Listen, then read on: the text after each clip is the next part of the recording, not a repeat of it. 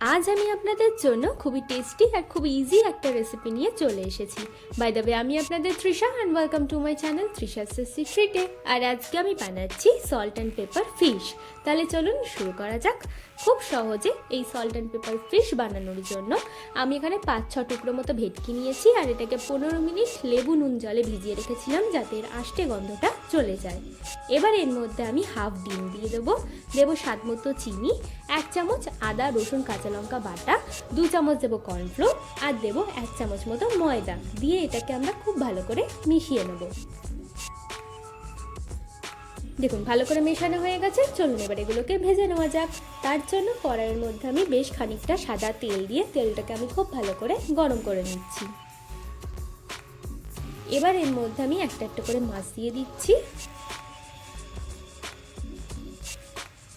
আর মাছগুলোকে এপিট ওপিট করে আমি ভালো করে ভেজে নেব।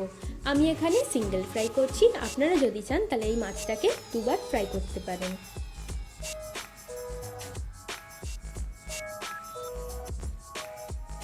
দেখুন আমাদের কিন্তু এটা ভাজা হয়ে গেছে ভালো করে। এবার একটা প্লেটের মধ্যে আমি মাছগুলোকে তুলে নিচ্ছি। এবার একটা প্যানের মধ্যে আমি তেল দিয়ে তেলটাকে ভালো করে গরম করে নেব। এবার এর মধ্যে আমি দেব কুচিয়ে নেওয়া একটা পেঁয়াজ, 1 চামচ রসুন কুচি আর 2টো কাঁচা লঙ্কার কুচি।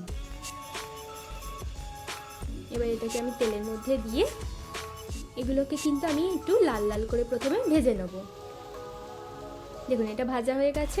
এবার এর মধ্যে আমি ভেজে নেওয়া মাছ, স্বাদ মতো একটু চিনি দিয়ে দেবো স্বাদ মতো নুন, দিয়ে দিচ্ছি হাফ চামচ গোলমরিচের গুঁড়ো আর অল্প জল মেশানো 1 চামচ মতো সয়া সস দিয়ে এটাকে ভালো করে মিশিয়ে 2 থেকে 3 মিনিট ভালো করে নাড়াচাড়া করে নিলেই কিন্তু আমাদের সল্ট অ্যান্ড পেপার ফিশ একদম রেডি। চলুন এবার এটাকে আমরা সার্ভ করে নিই।